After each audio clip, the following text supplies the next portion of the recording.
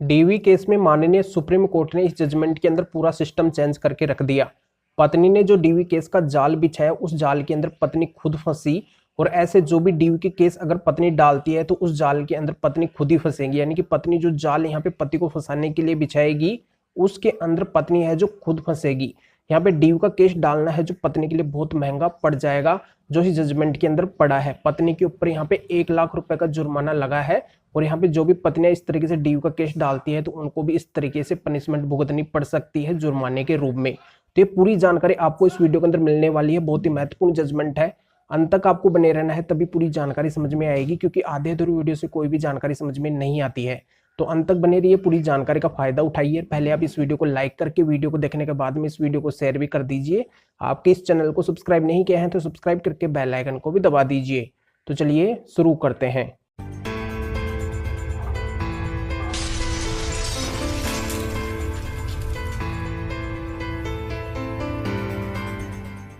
तो वेलकम दोस्तों, मैं हूं एडवोकेट जितेंद्र। यहाँ पे मैं क्लियर कर देता हूं कि आजकल बहुत ज्यादा है जो डीवी के झूठे मामले देखने को मिल रहे हैं।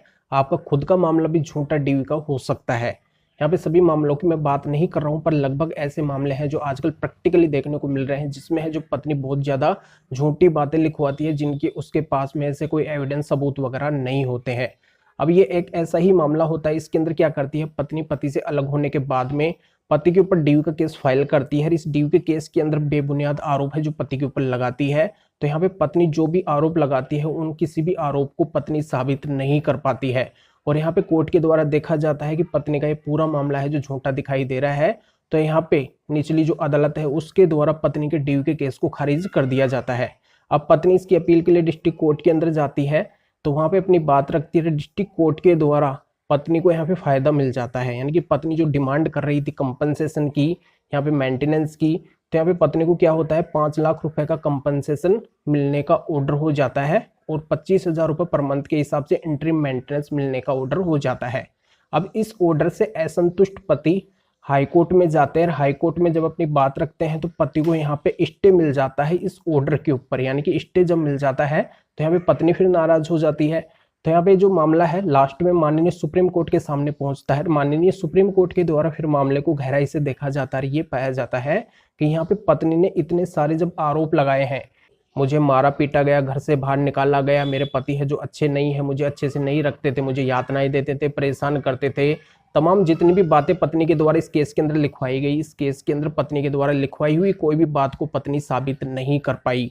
और यहाँ पे पृष्ठ दृष्टया ही माननीय सुप्रीम कोर्ट को ये लगा कि ये पूरा का पूरा मामला है जो झूठा है। पत्नी यहाँ पे बेबुनियाद आरोप है जो पति के ऊपर लगा रही है। जब उसके पास में साबित करने के लिए कुछ भी नहीं है तो ये पति के ऊपर डीवी का मामला कैसे चल सकता है। यानी कि पत्नी यहाँ पे जो भी फायदा उठाना चाहती है डीवी के अकॉर्डिंग, तो ये सारा फायदा है जो पत्नी को कैसे मिल सकता है।